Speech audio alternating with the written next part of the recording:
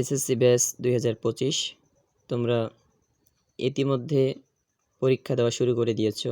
তোমাদের বাংলা পরীক্ষা হয়ে গেছে, তোমাদের নেক্সট পরীক্ষা হচ্ছে ইংরেজি প্রথম পরীক্ষা।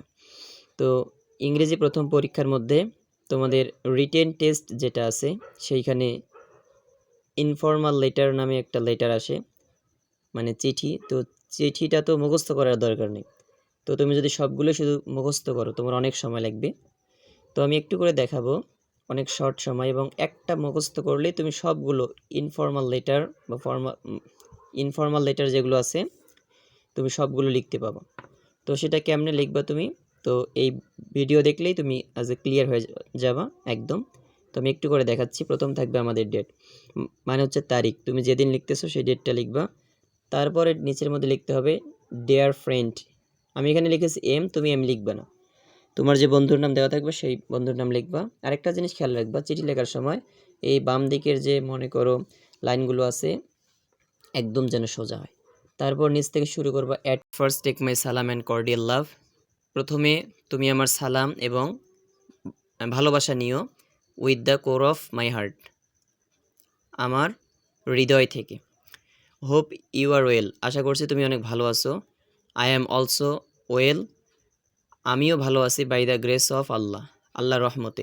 আই রিসিভড ইউর লেটার, আমি তোমার চিঠি হাতের মধ্যে পেয়েছি। ইয়েস্টারডে, গতকাল। ইন ইউর লেটার, তোমার চিঠির মধ্যে। ইউ হ্যাভ ওয়ান্টেড, তুমি চেয়েছো। টু নো, জানতে, তুমি জানতে চেয়েছো। অ্যাবাউট, সম্পর্কে। এখন যে বিষয় জানতে চেয়েছে বা তোমার চিঠিটা যে বিষয়ে এসেছে সেই বিষয়ের নাম এখানে লিখতে হবে। নাও, এখন। I am writing about it, এই সম্পর্কে তোমাকে লিখতেছি। তারপর যে বিষয়ে তোমার চিঠিটা এসেছে সেই বিষয়ে এখানে কয়েকটা লাইন লিখবা, 3 থেকে 4 লাইন। আর নিচের মধ্যে লিখবা নো মোর টুডে, আজ আর নয়।